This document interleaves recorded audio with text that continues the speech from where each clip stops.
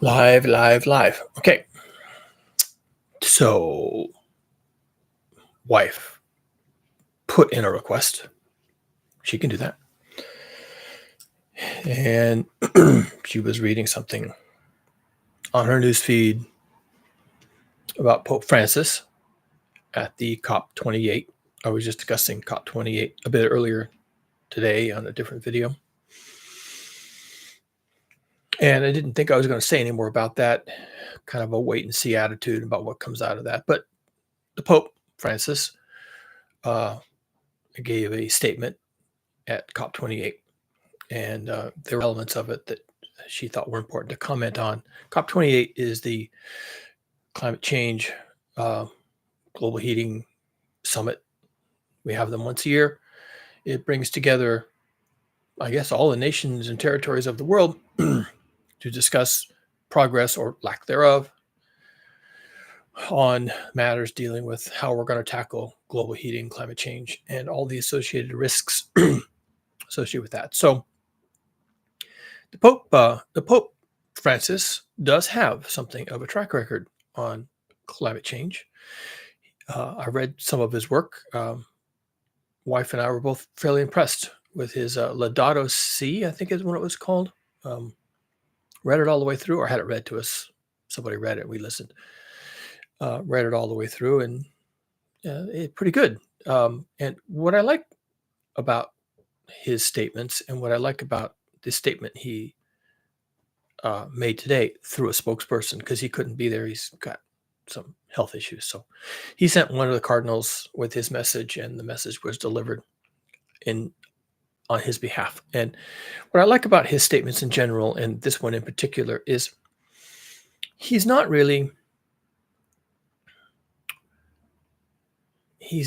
telling people to pray for the earth or pray for a sign or pray for guidance from God, which we get a lot of in American religion. I don't know how else to say it. It's like, go to church, put your nickel in the plate, and tell Jesus what ails you, and you'll get a miracle. It's mercantile, right? It's like, give me the money, and I'll intercede on God's behalf. And I'm not really a Christian. I'm a pagan. I'm a scientist, so I have a hard time with religions in general. I'm okay with religions in general. I'm generally okay with people being religious. It's fine. I guess I just don't find it very compelling for me. Data driven. I'm interested in what's happening in the world, and the religious approach to these things is just not compelling.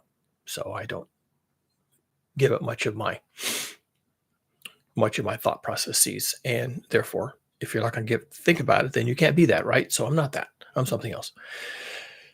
And what the Pope was saying in his message, and what jumped out to her, and immediately I agreed it was important, is he was recommending that people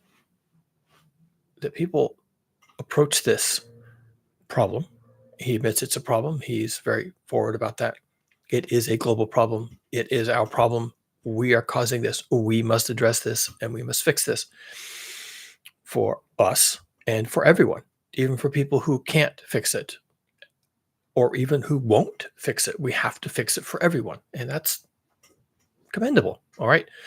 And so this message was really punctuated by a call for sobriety and fraternity as we go forward. Now, sobriety is a word that here means thoughtfully, with due consideration, and fully aware of what you're supposed to be doing. Okay, you understand the task, you accept the task, you accept responsibility, and you're going to think this through. Okay, soberly. You're not going to get inflamed about your rights or your privileges or all the wrongs that have been done. You're just going to set aside all that, and you're just going to think this through. You're going to think this through. And that kind of does sound like science, doesn't it? So he's not really saying it. He's not really saying be data driven. But he's saying, think about this, act on this, pretend that it's important. That's what a sober person does. A sober person, when confronted with a problem, grabs it by the horns. Okay. Oh, this is the problem? All right, I'm going to grab this by the horns and I'm going to look it in the face. I'm going to deal with it. That's what a sober person does. I refer to it somewhat differently, but it's the same idea. Having the adult conversation. Adults make decisions. They sometimes make difficult decisions. They will sometimes flee their country, taking their family with them. And sometimes they'll do the exact opposite. They'll stay hunkered down and they'll fight the enemy or they'll fight the oppression. And adults make these kind of decisions, decisions that change their lives, change their lifestyles, change the lives of people around them. Sometimes, rarely enough, but if done in large enough numbers, changes the world through sober consideration. And he's not, his message is generally, okay, pray for guidance, pray for strength, pray for wisdom. You're going to need all these things to get through this. And when you are wise and strong and you are confident, then you can be sober, right? So his spiritual message is, yes, you have a spiritual journey here, but it's not a journey to miracles. It's not a journey to, throw a nickel in the plate and God will make it all better. Okay. It's not an appeal to the rapture where a bunch of people are going to be elevated to heaven and leave all the rest of us behind to suffer the torments of a destroyed planet. And, he's appealing to people to use spirituality as a strengthening thing, to give you backbone, to help you understand your responsibilities, and then act on your responsibilities soberly. And then he mentioned fraternity, and this has been a theme in his messages on this topic, environmental issues, global heating, in the past. And of course, what he's worried about is that the wealthy nations, the elites of the wealthy nations, the financial sector, the manufacturing sector, they're going to leave everybody behind. That they're going to make all the money and sell all the stocks and bonds and buy all the politicians and get all the rules they want and all the laws they want and take over the governments and take over the UN, and then they're gonna be fine. They're gonna be okay. No one's gonna come for them. They're gonna have all the walls and all the troops and all the money and all the influence, and they'll be fine. Okay. Well, that's selfish. That's yeah, sure. Of course they're gonna do that. They always do that, right? They always have the biggest castle and they always have the biggest army of mercenaries and they've always got the biggest battleships and they've always got the politicians under their thumb, and then they're fine. No one's going to come for them. No one's going to be able to get to these people.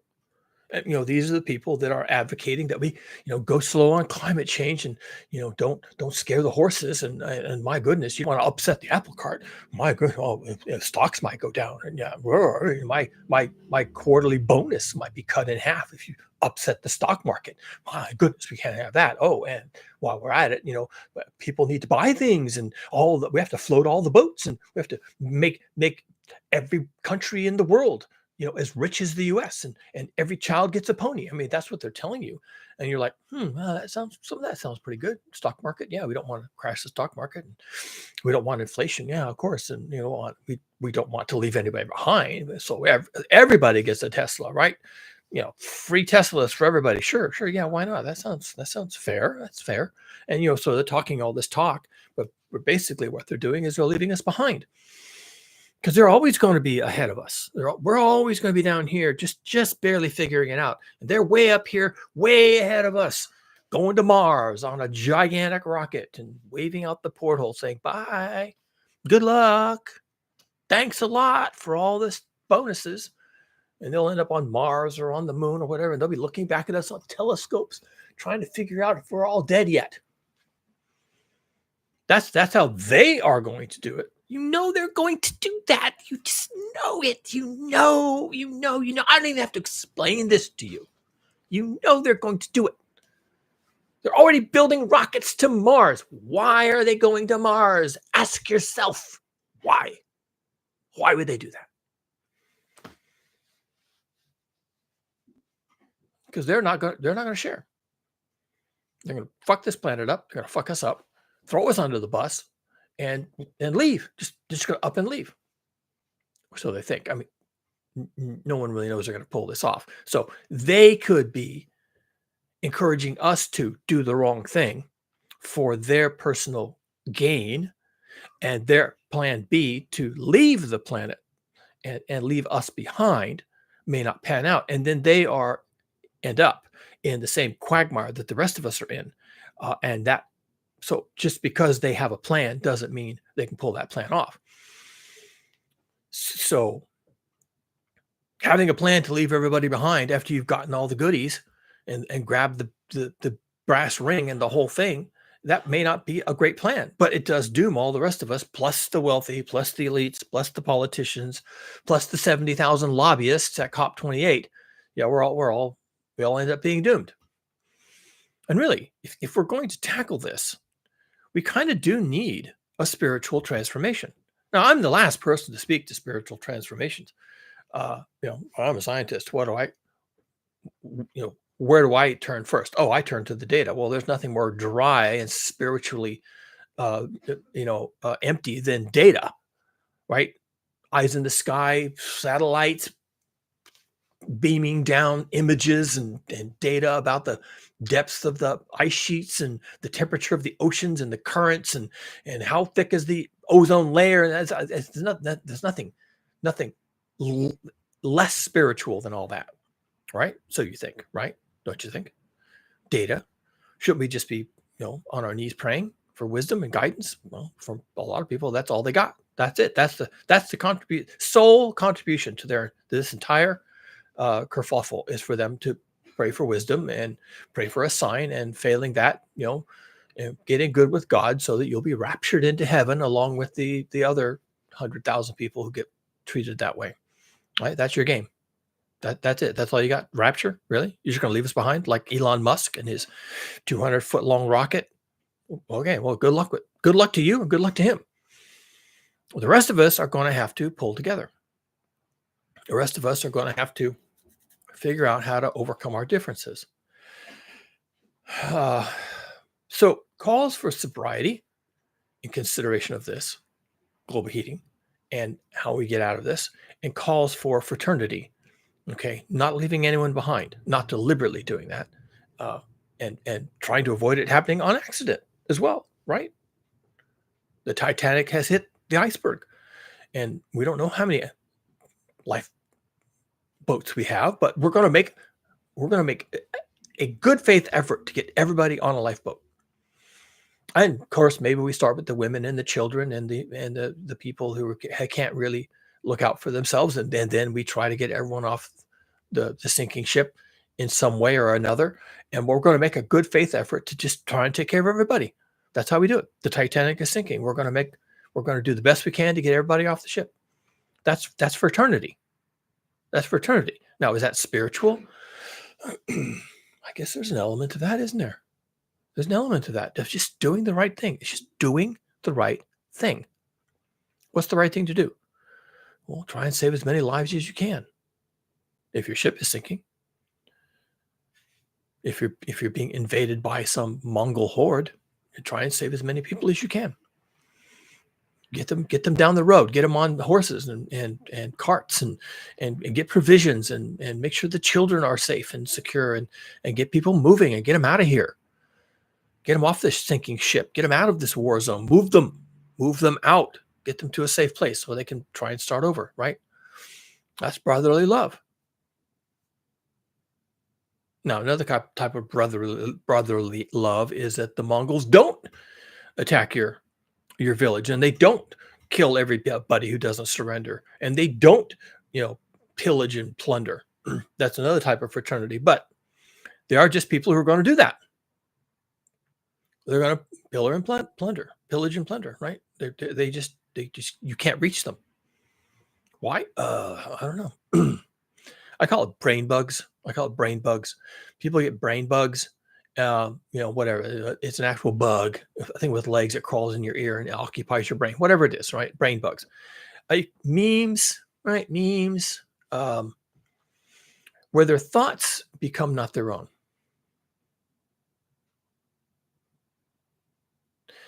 Another way to say it is, was was that data internally generated or not? Are my feelings my own?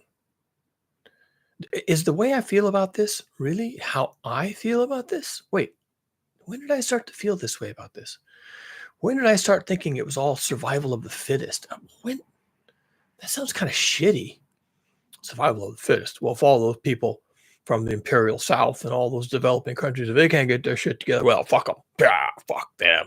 And I'm going to put fences up around my country and barbed wire, my AR-15. We're all going to go down around the border. We're going to shoot those people when they try to come in our country and shoot them. We're going to shoot them. The men, the babies, all of them. You're going to shoot them. God damn it. Okay, well, yeah. All right. That's one approach. That's a thing. Pretty hard-hearted. But yeah, sure. That people are like that.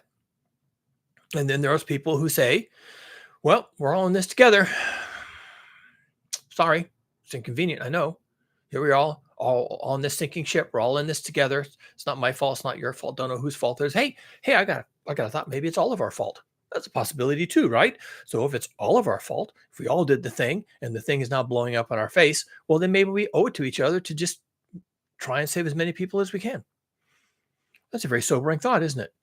Wow. Have you thought about that recently? Have you had any thoughts like that at all, ever in your entire life? Did you ever have that thought that maybe we're all in this together and maybe we should just pull together? Huh? Did you ever? Even once?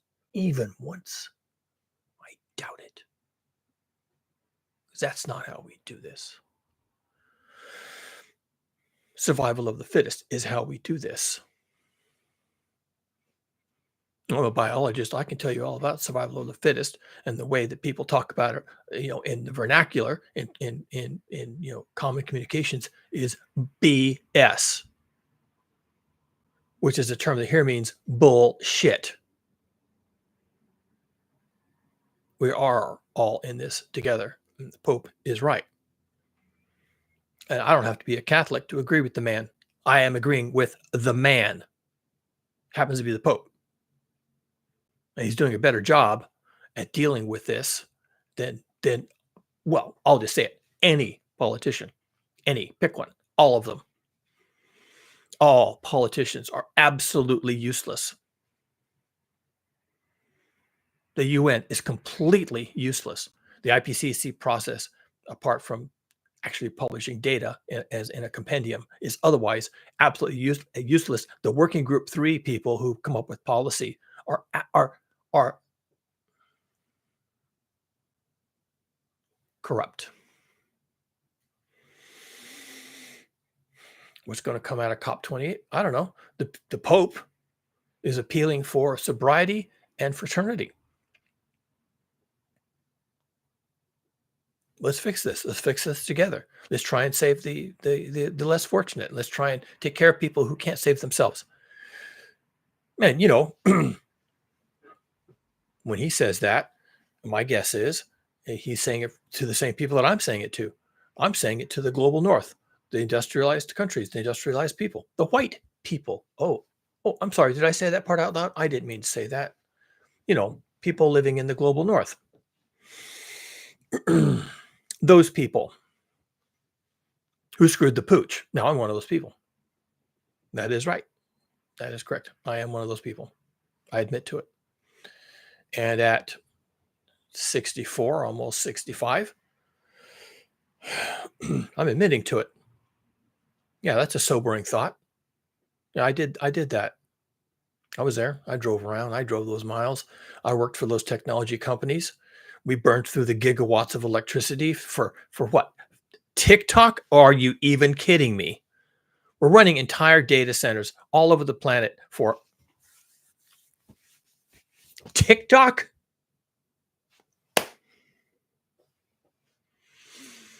Yeah, I did that. And I got well paid for it. And I didn't hurt anybody while I was doing it. And now that I'm looking back on it, I'm saying that's what we did. That's why we did it. So that people could,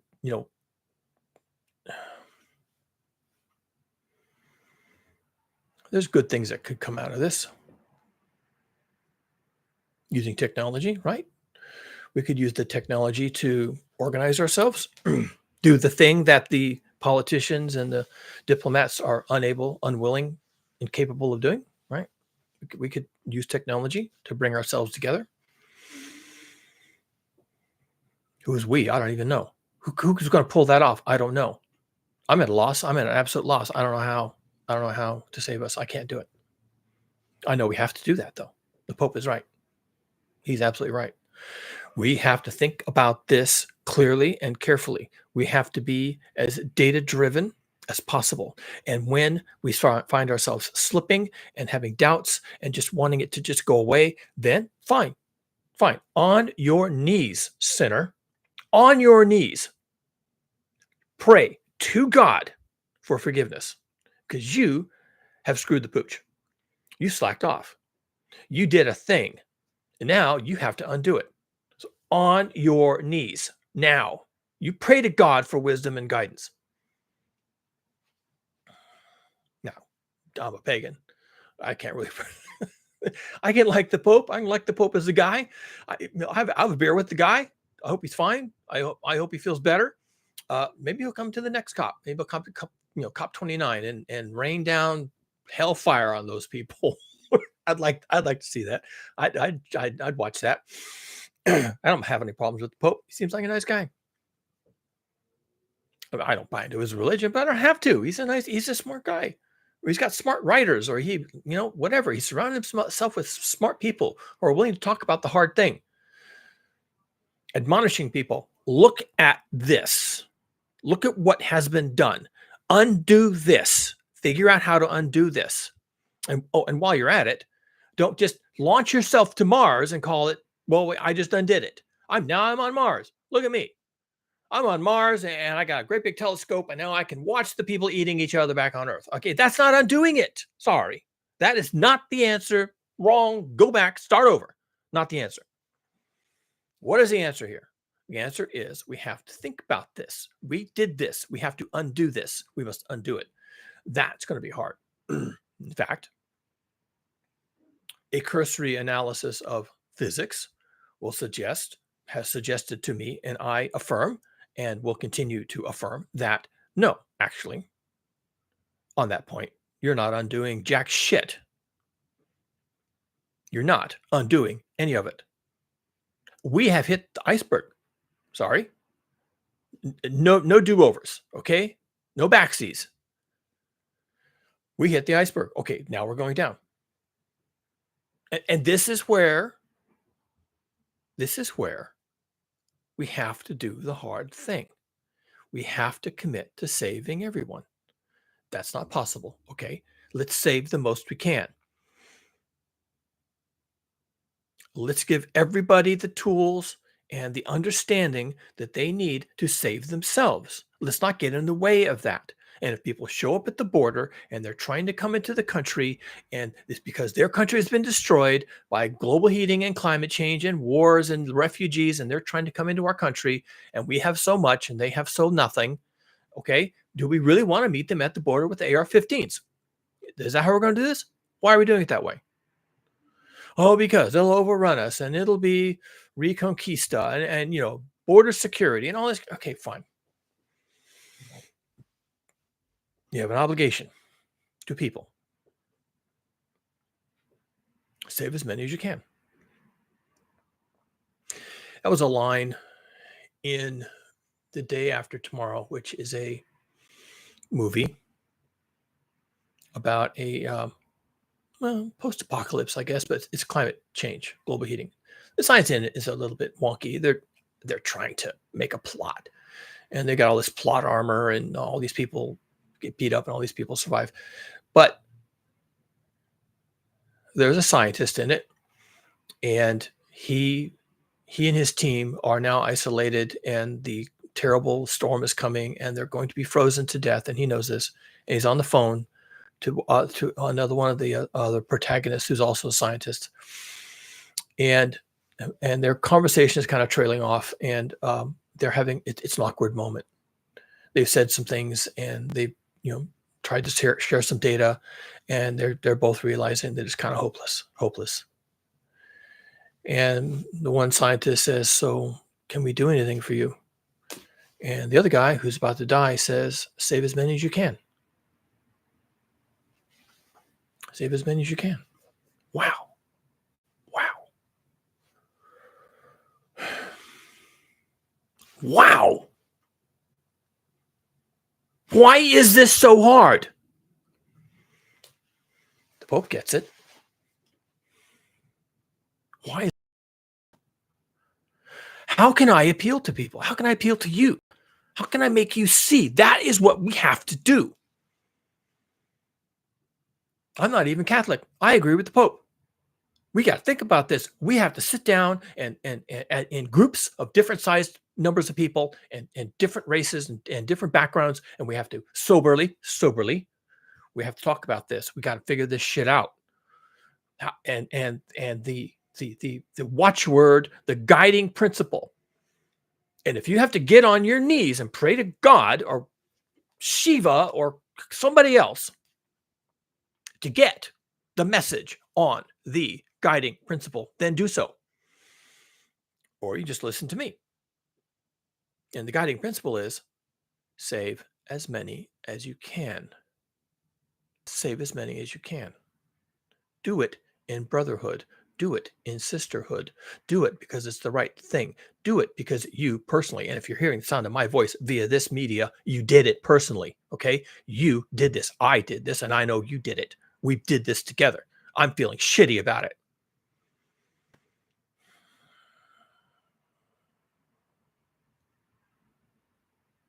It's our responsibility. Save as many as you can.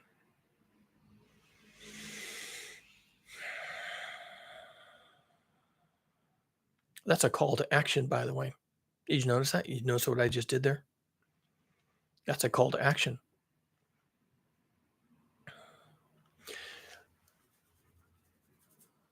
I was going to sit down tonight and do a video on a different topic than the Pope and his calls for sobriety and fraternity. I think it works here. So let me do this. Let me tell you a little story. You've heard this story before. Every adult in the Western world has heard this story before. I'm going to explain this story to you, and you're never going to see this story the same way again after this. I'm about to change you. I'm going to change you. Watch this. Pay attention. The Greeks tell a story about Pandora. Depending on what reading of this story you want to go with, it goes something like this: that the gods were angry with humanity, which apparently were all men, because they had the only woman, and her name was Pandora. And so Zeus or one of the other gods wanted to punish humanity, the men apparently, because here's the only woman named Pandora, and they brought a box out.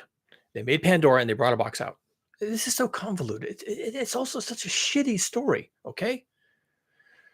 They brought this box out and they told Pandora, okay, all the troubles of the universe are contained in this box. All the evils of the universe are contained in this box. Don't open it.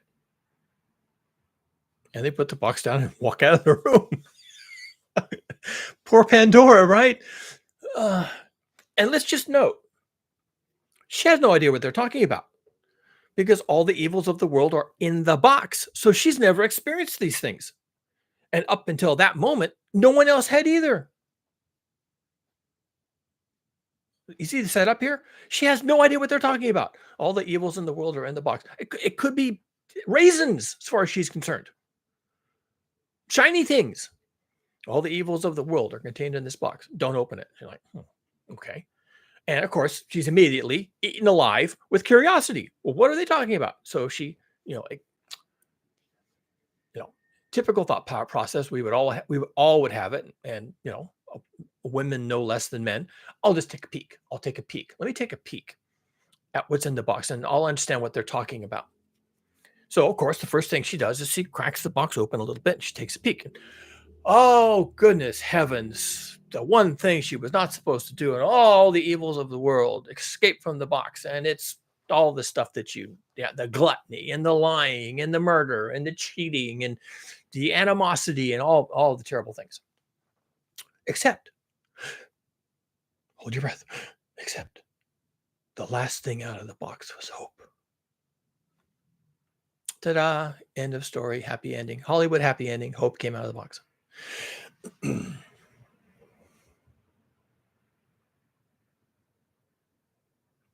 What did the box contain? Ask yourself that. What did the box contain? Contained all the evils of the world. Oh, did it?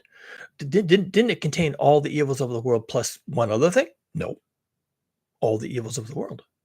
Didn't it contain mostly evils? No. It contained all the evils of the world. And the last thing out of the box was hope. Now, watch what happens here. The last thing out of the box was hope. Therefore, it stands to reason, like it or not, and you won't like it, hope is an evil. Hope is an evil. It was in the box with all the other evils, and the box was full of evils, and hope was the last thing out of the box. And most people tell you, oh, that's a beautiful ending. That's a Hollywood happy ending. Hope was the last thing out of the box. Sunset, ride off into the horizon on your white horse, saving the day. Hope, that thing. That annoying distraction, because that's what it is, and that's why it's evil. People cling to hope when they should get to a lifeboat. They will sit on the Titanic and they'll run up and down the deck and they'll say it can't possibly be sinking. And if it was sinking, they would tell me, and I have a first class ticket and I still have a dessert to eat. And they'll hope. They'll hope against hope. Every possible best hope I have. I rub my lucky rabbit's foot and hope for the best. And then you die. Because hope is not action. You see? And when you're confronted with all the evils in the world just came out of the box, are you just going to sit there and hope? You're going to hope? Well, that's what all the evils in the world are hoping you're going to do, right? We're out of the box. Oh, but they're not going to like that. So what are we going to do? They're going to fight us. They're going to oppose us, and we're going to be evil, and they're going to come out against us and make us be good, and they're going to ignore us, and they're going to put up laws and regulations and make all the good things happen, and we can't have that. No. How are we going to stop that from happening? Well, we could just make sure they don't do anything. Well, how are you going to do that? I mean, now all these evils are out, and we're all evil, and they're going to do something about us. We're out of the box now. What are they going to do? Well, we have hope. Hope is here. Hi, Hope. How you doing? You got out of the box? Awesome, because we have a job for you. Here's your job, Hope. Your job is to infect everybody's brain with hope. So that when they are confronted with tyranny and injustice and collapse and annihilation and global heating, they'll have hope. They'll have hope. And hope solves everything. I just hope someone fixes it. I hope someone gets me to a lifeboat. I hope there is a lifeboat. I hope there's a way to sail off into the sunset. I hope the global climate change is a hoax. That's what the president said, so maybe it's true. I hope it's true. I hope it's true. There it is, right there. Okay? I hope I'm wrong. I hope they're wrong. I hope the science isn't real. I hope that my neighbor who says it's all made up by scientists who have an agenda and a dark conspiracy that's been going on for hundreds of years by the Illuminati who invented science, and they're just using science to take our guns away and our freedoms. Okay, and that's why my neighbor said, "I hope he's right." Sounds good enough to me. It's a hoax. It's a conspiracy. It's the Illuminati. It's the Quakers or whoever. Okay, fine. Okay, I hope he's right. Wow.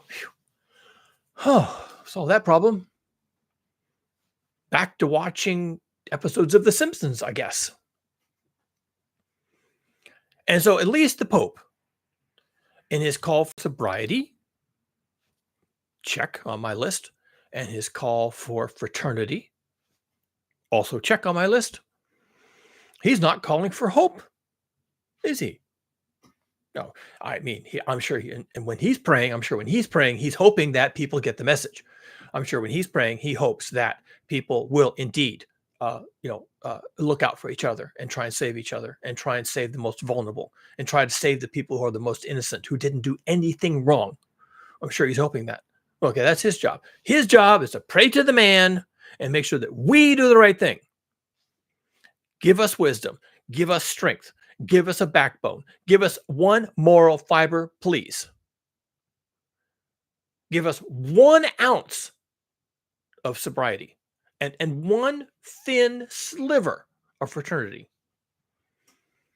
That's what he's hoping for. That's what the Pope is hoping for. He's praying on his knees, praying to the big guy. Help them understand.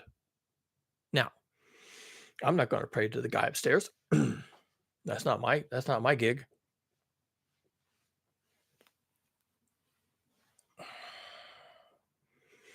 I'm going to tell you, get your head out of your ass. This planet's coming unglued. Physics is going to win. Physics is called global heating for a reason, my friend. And physics is going to win, and it's going to create parts of this planet as uninhabitable Earth. You will not be able to live here. You will not be able to grow food in places. You will not be able to breathe the air. It's going to be so hot. You're not going to have any narrative. You're not going to have any story about how you can stay in this place and continue to do what you've been doing. The sacred and eternal thing that you called your lifestyle. It's over. You're done. And the Pope is appealing to you to be sober and fraternal. Get it done. That's what he's asking. He's asking you to get it done. Get on it. You've run out of time. You've been fooling around. Get on it. I'm telling you, get on it. You don't have any time. Everything about this planet is completely screwed up. We've run out of time. We probably ran out of time 40 years ago. Frankly, really. We threw ourselves under the bus 40 years ago. Thank you, ExxonMobil.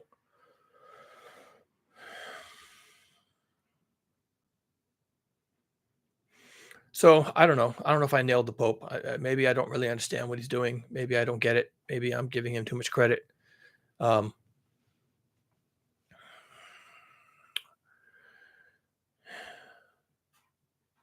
Hope is an evil.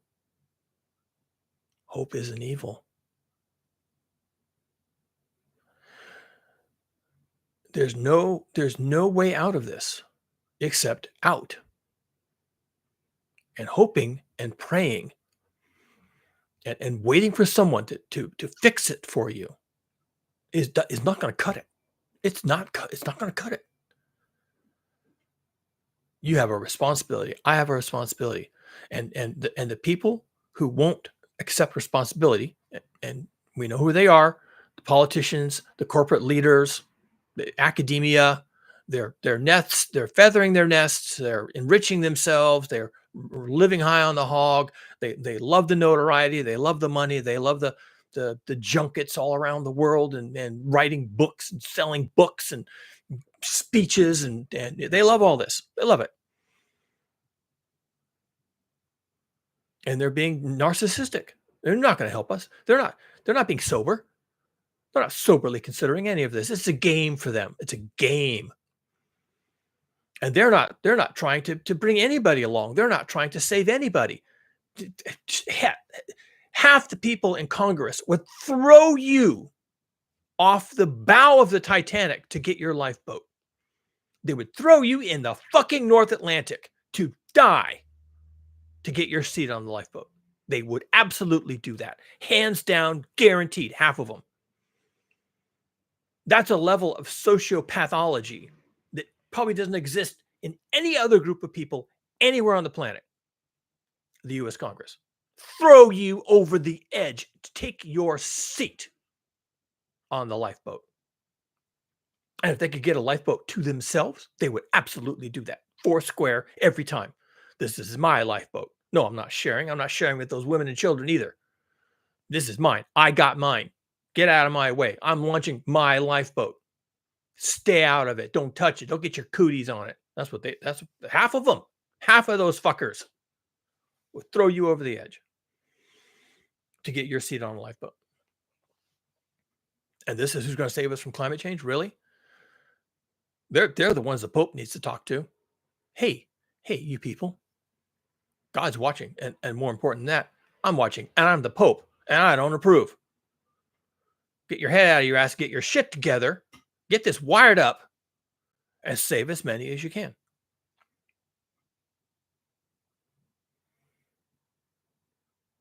You think they're going to do that? I don't think they're going to do that. I don't think they can. I don't think they can. They're all about this survival of the fittest. They're all about this, this I'm in it for me. I'm in it for the people that bought me, that paid me from when I was 25 years old to do their bidding. I'm in it for me and them. And we are going to get all the boats on all the Titanics. I don't think they're going to help us. They're not going to do it. Who's going to do it? Who's going to be sober? Who's going to try and save as many as they can? You and me, I guess. You and me.